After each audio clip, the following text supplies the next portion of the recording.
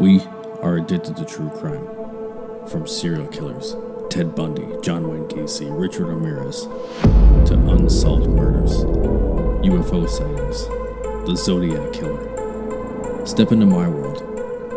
Step into Solved or Not, the True Crime Paranormal Podcast.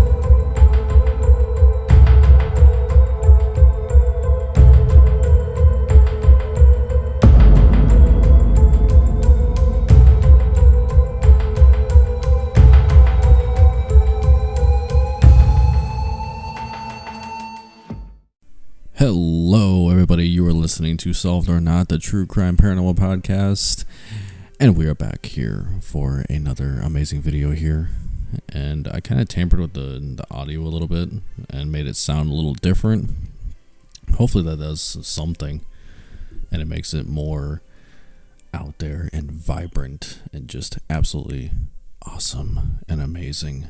It's a beautiful Wednesday. Well, kind of. My apartment is making a bunch of cracking noises and really scary noises because it's really windy outside. And it's just like I hear crashing and everything on the roof, and it's like, it's pretty creepy. I don't know what to make of it.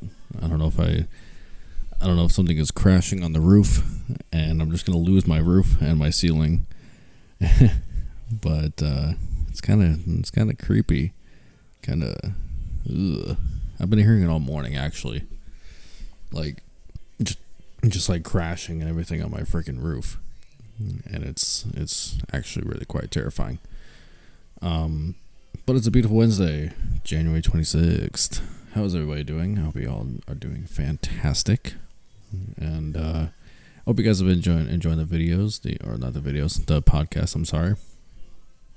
But we have a very, very famous episode for you today, and this episode is going to be a really good one because you clicked on it. That's why it's gonna be a great episode.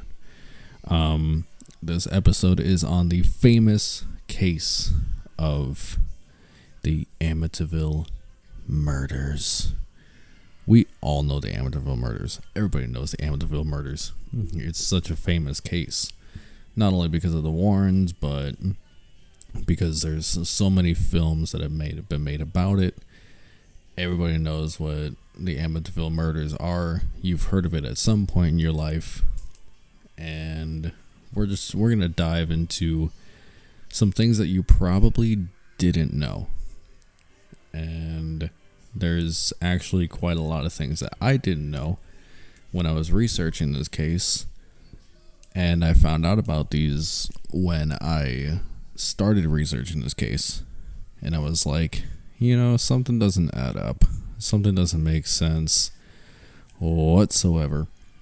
So we're going to dive into it, and we're going to learn about it together. Well, I know about it. You guys don't really, I guess. But we're just going to dive right into it. So the Amityville House is located in Long Island, New York. It is at 112 Ocean Avenue, but it got changed because a lot of people, the people who live there, they were like, oh, we're tired of people coming to the house. We're tired of so many tourists and so many visitors and everything. No, boo-hoo. And so they changed it to I think it's like 127 Ocean Avenue or like 113 Ocean Avenue or something like that. And you can actually visit the house today. You can go see it. And you can take photos of it and everything, but the windows are changed. Everything is changed on it. It doesn't look like the original house, which is kind of sad. It looked scarier before. So let's get into the murders. This is the intro and the outline of the murders itself. Let's get into it. So it took place in the early morning hours of November 13th, 1974, where the entire DeFeo family was murdered. Long time ago. Well, it's not really a long time ago. It's like, 40 years ago? Something like that? Which doesn't seem like that long ago, actually. We're only in 2022, but it still doesn't seem like that long ago. And so the entire family was murdered. which is, wow, an entire house murdered. First thing going into this is there's so many things that have been brought upon this. Like, if the entire family was murdered, how would you not hear the gunshots? You're going through the house, you're blasting people with guns. How would you not hear that? We're going to get into that. I'm going to answer so many questions that you may have, because I had these questions too. So it was approximately around 6:30 p.m. Ronnie DeFeo, who was the lone suspect, he was the last one alive. He bursted through the door of a nearby bar that was about 10 blocks or so down the street and shouts, "You gotta help me. I think my mother and father are shot." So that's like first red flag number one. You're the lone suspect. You're bursting through the bar saying that your entire family is shot. That's like red flag number one. And it was a really large house. Like, it was a 3-story house. It's beautiful. If you've seen pictures of it, I'm sure you have. It's a really beautiful house. Like, I would freaking live there. I would totally live there. Despite, what took place, like the murders and everything. And I'd still live there. Fuck it. It still looks like a beautiful house. You can change it up and make it look really cool. So they believed him. This patron is the bar. I think he was a frequent visitor to this bar. And they actually believed him, and they're like, holy shit, this never happens. So they're all drinking, they're all drunk, and they're like, oh my god, okay, somebody shot the family. All right, cool, we're just gonna go. So they all pile in the different cars, driving to the house, and it's like a few blocks down. I think it was like 7 blocks or 3 blocks down or something like that. I can't remember what the distance was. And they all pile into the cars and they're driving, racing down this way. I think it was raining outside, and they all race down the street to the house. And I think Ronnie stays outside, and there was like a posse that went upstairs, and a gentleman named Bobby, I'm gonna pronounce his name wrong, Bobby Kelsky, was in the lead up the stairs and stopped at the doorway to the master bedroom, I don't know. And what he found there is not something you want to find on a rainy night when it's storming outside. It's dark. Not something you want to see. But he sees 2 bodies in bed, which would have been Ron's father and mother. And there was a hole visible in the center of Ron's back. And like I said, we're going to get into this about sleeping arrangements and everything in just a second here. There was a hole visible in his back, and it was indicating the couple had not been sleeping. Now, let's really think about this. Like I said earlier, if you are in your house, you're in an apartment, or you're in just a house, and you're sleeping, and all of a sudden you hear gunshots, you're not going to stay asleep. You're going to wake up and be like, what the fuck is going on? Why are there gunshots going off?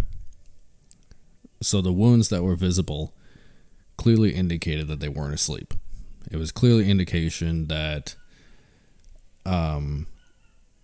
he was able to get up at some point, because I think he had another wound in his chest and in his back, so he was able to get up. And the funny thing about this is, and I'm going to get to this in just a second here, on the second floor were 2 more bodies, his brothers. They were laying down the same way, laying face down like the parents were. But there's one thing to consider. His brother Mark was laying on his stomach as well, but he was not supposed to be.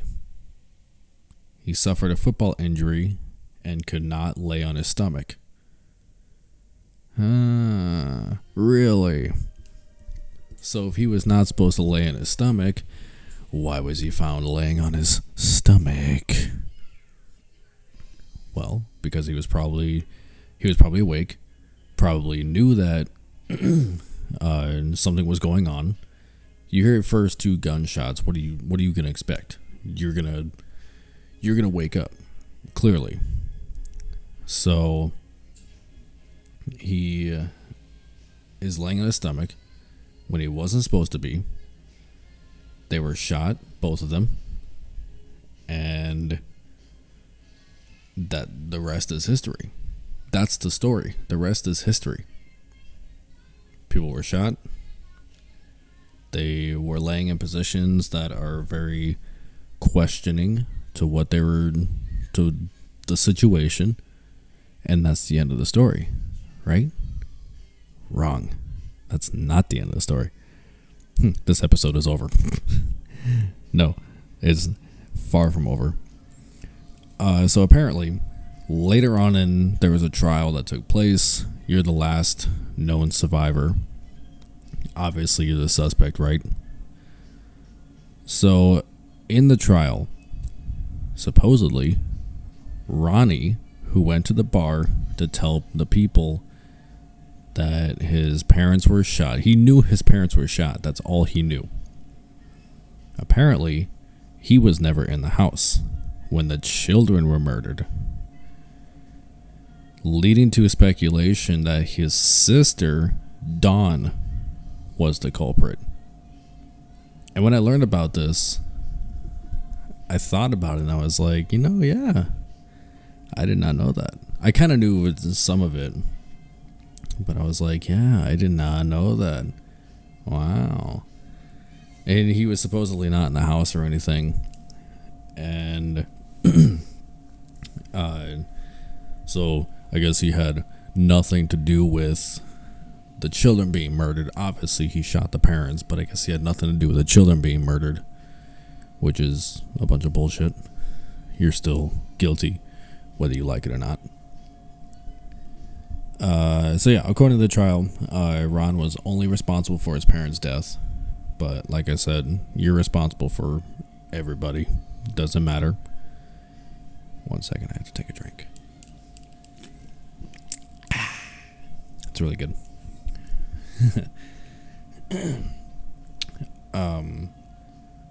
Let's see. So during the trial, evidence eventually was recovered somehow, indicating that there were multiple gunmen and at least 2 guns were used. Okay, like I said, he was responsible for shooting his parents, left. Whatever took place after that, I guess he didn't know about, which is weird. How would you not know about that? Well, maybe, I guess. I don't know. And so during that time, after he killed his parents, to the bar, he knew nothing took place.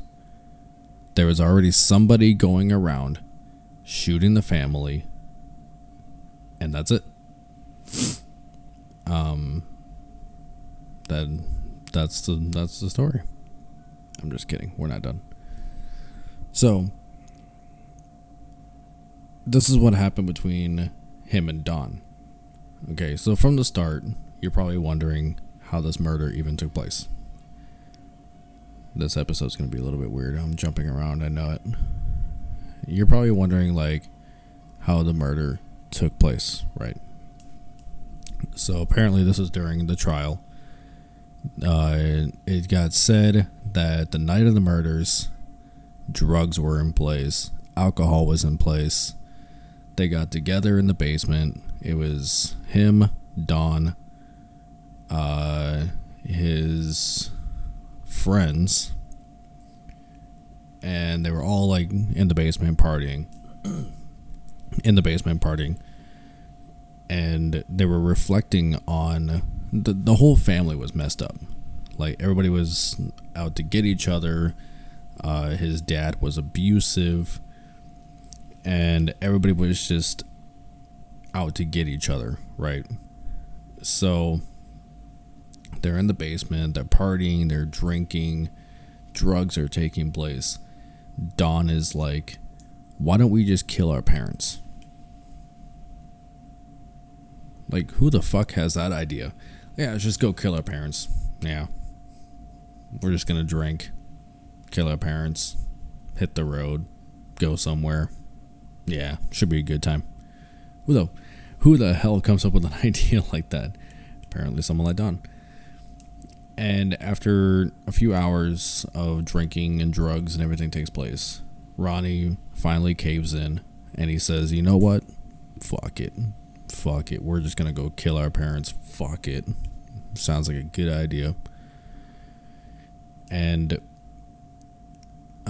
he caves into Dawn's requests. I guess that's what it was called. Caves into her requests. I request you to kill your parents. You're gonna do it. Yeah, she like approached him about killing their parents, which is really freaking messed up. Like, anybody who's done like marijuana and everything, I'm included, I never had a thought of killing somebody. But I don't know what kind of drugs they were doing, honestly. Oh, it's a mixture of drugs and alcohol, so I don't even know what kind of drugs they were doing. But I guess if you do a mixture of drugs and alcohol, you want to go kill somebody. I don't freaking know. So they go upstairs. And right away the murder takes place. He locks and loads on the parents. And at this point, I don't know where the friends are at. I don't know if they abandoned him afterwards, because they were partying with friends in the basement with his sister and him. I think the friend or friends just bailed and was like, yeah, this is not for me. I'm just gonna let you guys do this by yourself, because this sounds pretty fucked up to me. So I don't know if it was just the two of them that carried out this murderous rampage or something. I would have dipped. I'd have been like, no, I'm you can do this by yourself. So like I mentioned earlier, it was evident that the father was able to struggle to his feet, and a second bullet struck him, I think in the chest, not the head. I think it was the chest. And he was able to struggle to his feet and everything, indicating that he was awake. And obviously, Louisa, or wait, is it Louisa or Louise? Louise, my bad. Louise would have heard it because she was laying in bed with him. Duh. And they were both found in the same position, laying on their stomachs with their arms above them. The entire family was. And 2 bullets were found in Louise as well. So you're telling me that you carry out this act, nobody in the house hears it, nobody gets up to investigate, and nobody's awake. Bullshit. I call bullshit on that. So they planned this out. This was a premeditated murder because the children were originally supposed to go to the grandparents' house, but while Ron was away at the bar, Dawn killed them in order to eliminate witnesses and threats. Now that is so sad. That is very sad. You have to kill somebody in order to eliminate the witnesses. Like, they could have done it a little better as to where they were like masked, like full face masks, shoot the parents, break in the house, or quote unquote break in the house, shoot the parents, leave the kids alone, and that would be it. But no, they had to kill the parents or the children too. Like, that to me is really sad. And the youngest, I think her name was Allison. The youngest was, her wounds were only meant to disfigure her, not kill her. Or not kill her, sorry. So I guess Dawn fucked up on that one. And yeah, it's just crazy. I've never been to the house before, but I would love to. You can't enter it though, obviously, because somebody I think lives there. So upon returning to the house, Ron finds Dawn in her third floor bedroom, and he was enraged about the senseless murder. Clearly, he didn't want to do this. He just wanted to kill the parents. That's it. The children were innocent. And he was enraged by the senseless murder, infuriated with Dawn.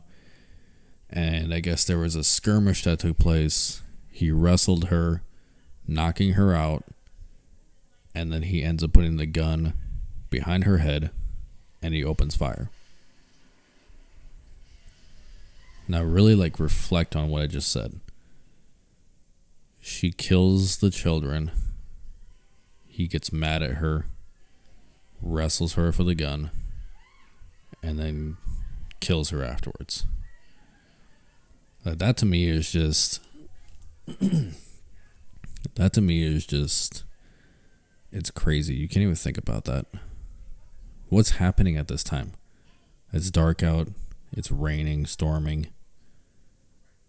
And it's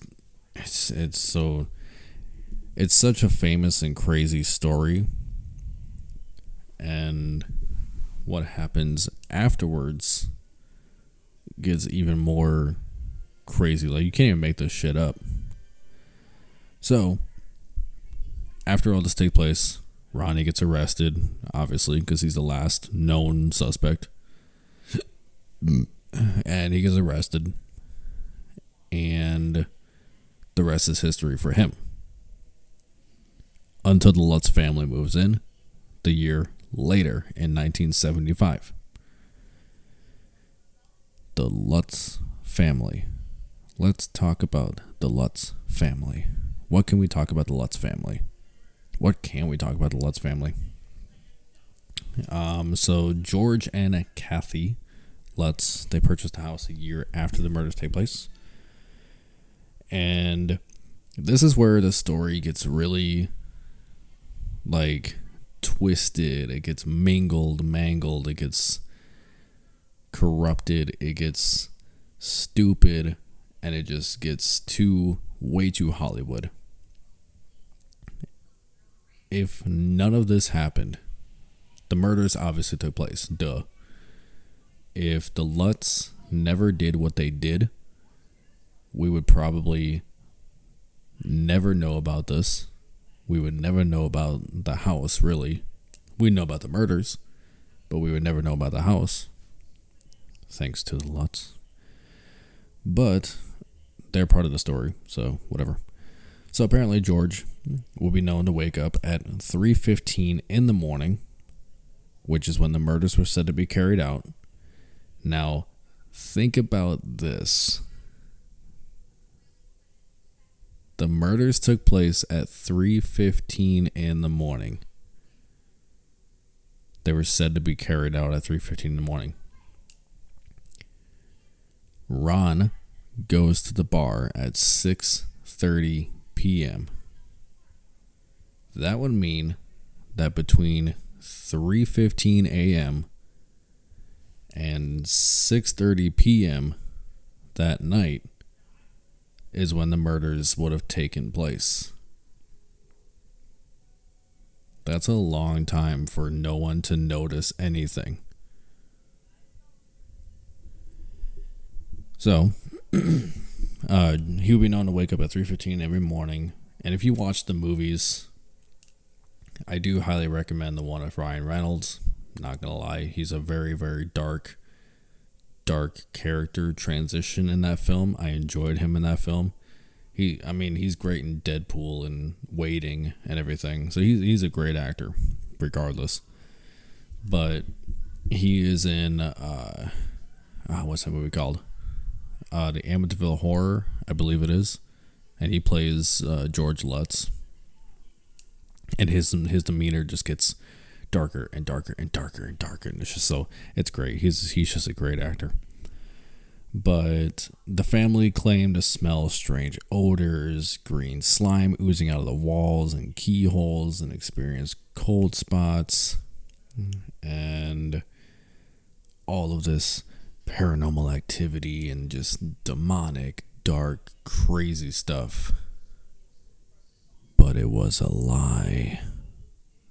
It was all a lie. Even Ron DeFeo himself wrote a letter saying that no demons took place, no paranormal activity, nothing like that. Just pure, cold-blooded murder. That's it. There was no demonic activity. There was nothing involved. Just pure murder.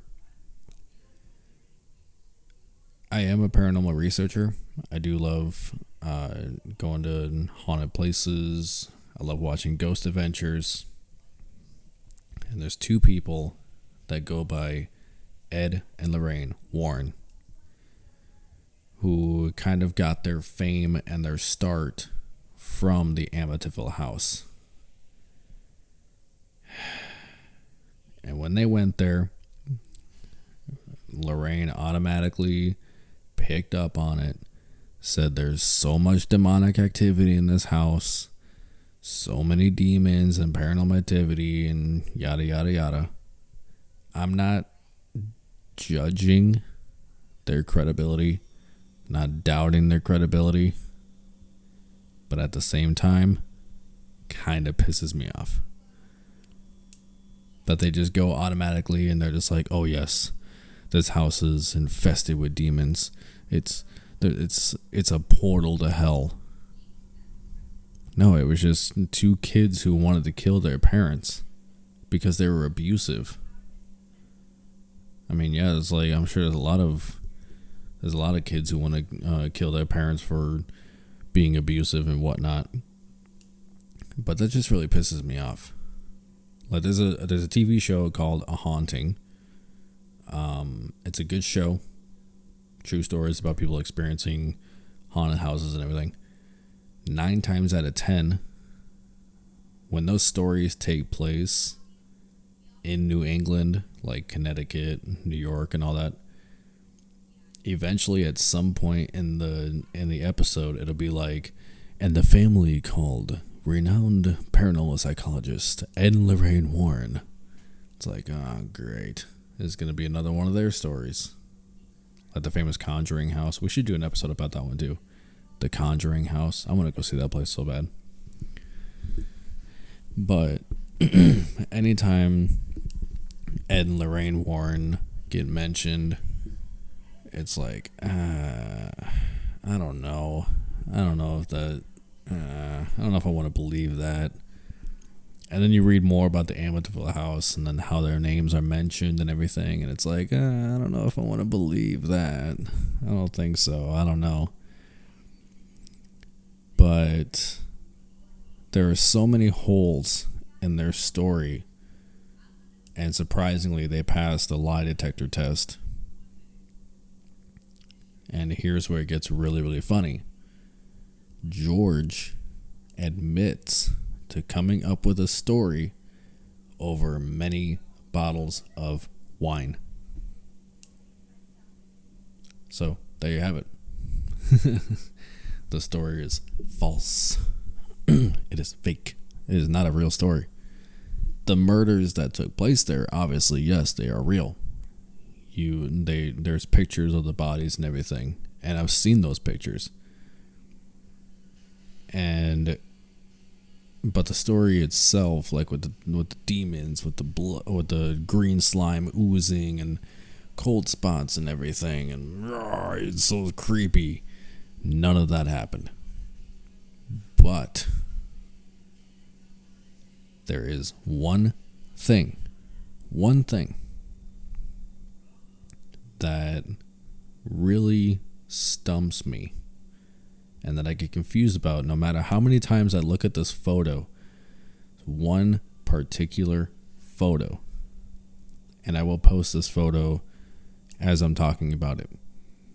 One particular photo that stumps me every time is this child right here on the staircase.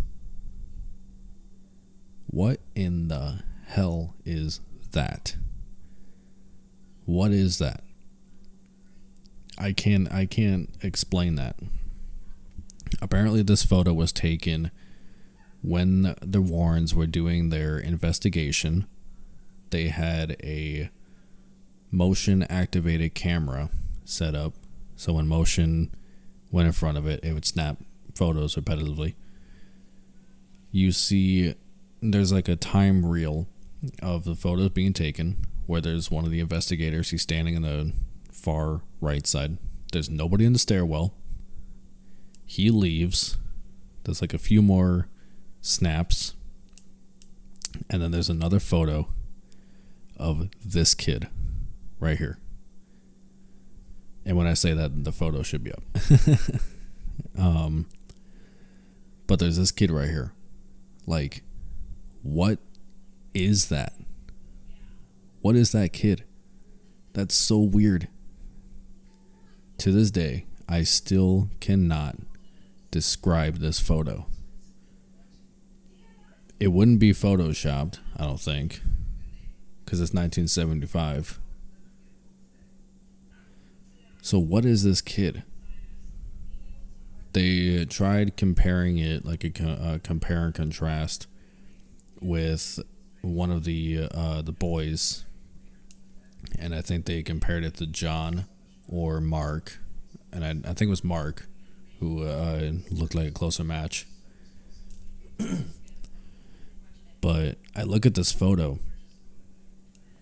and it's just those eyes, those white piercing eyes. Like, what in the fuck is this thing?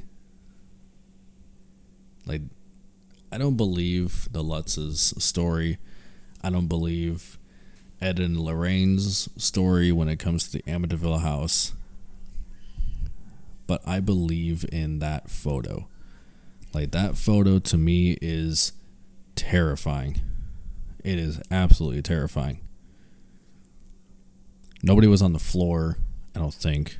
There was no kids on this investigation either. And you look at that photo and it's like, wow, that is one spooky photo. And so obviously, once the story came out, once the Warrens did their investigation and everything, all these films started coming out. And one of them was like a time traveling film, and the Lutzes made so much money from them. And it's like, really? You're going to take this house, their story, and you're going to turn it into Hollywood films? And they're just, some of them are just bullshit. Two of them are actually really good. One's based off the book. And it's just, it's sick. It is sick. And it just ruins like the credibility of the entire family. It ruins the credibility of the house. The house has been lived in for years. It recently sold in 2017 for $605,000. So people live in it. People have been living in it. And they said that nothing happened. Somebody lived in it for like 10 years.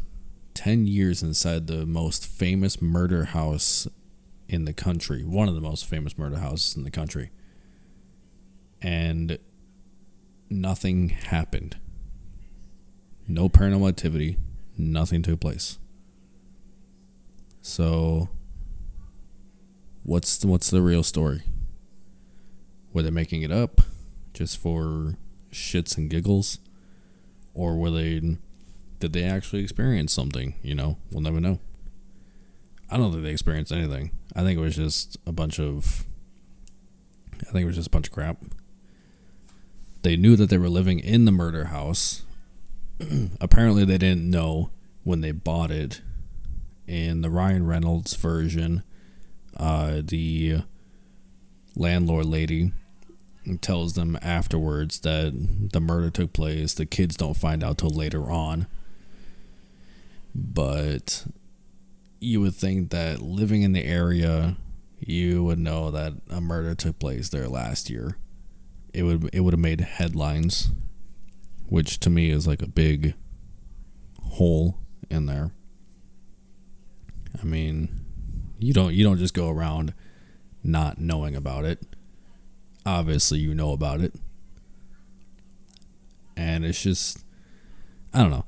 It just doesn't make any sense. It is one of the most famous stories amongst like paranormal researchers and whatnot, obviously. Everybody knows about it. Everybody knows the story. Everybody knows the Warrens, and they know that photo. And that photo is just so spooky. It's a very spooky photo. Very crazy. When I first saw that photo, it was a few years ago, and I was just getting into the paranormal. I've been in the paranormal for 15 years now. And I first saw that photo. And to this day, I couldn't explain it. I can't explain it to this day. Like that photo just, it's creepy. You've seen it. I had it uploaded. You've seen it. It's a creepy photo. And I still can't explain where they got it from or how they took it. But, and I would love to go visit that house. And I used to live in Buffalo, New York back in 2011. And it was in Long Island. But still, you know, I would have driven down there if I could, if I had the chance. I found out recently that living in Buffalo, New York, I was about an hour away from the Hinsdale House. And for those of you who know what the Hinsdale House is, I was about an hour away from that. So that was kind of cool. And I didn't know it until recently. Because in 2011, I wasn't really into the paranormal, really. And, you know, I am now. And with like the true crime and everything, that's obviously paranormal. So there's paranormal stuff involved. Oh, yes. But yeah. You can visit the Amityville House today, obviously. But like I said, the windows are changed. Everything is changed about it. It doesn't even look original. It doesn't even look like the spookiness whatsoever. It just looks like an average house. But still, you know what happened there. You know what took place. And it'll be really cool to go visit.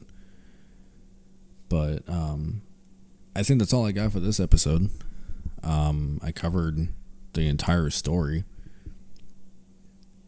And I actually thought it was going to take a little bit longer, but 37 minutes or 38 minutes, sorry, it's not too bad. But we got another episode coming in a few days, and then we are going to be talking about the famous Girl Scout murders from Oklahoma. So if you know all about that one, you're in for a real treat. I hope you guys enjoyed this episode of Solved or Not. We covered the Amityville murder house, and I'm going to have nightmares, and you're going to have nightmares, and it's going to be great. So thank you for joining me on Solved or Not. I am signing off, and you have a great fucking day.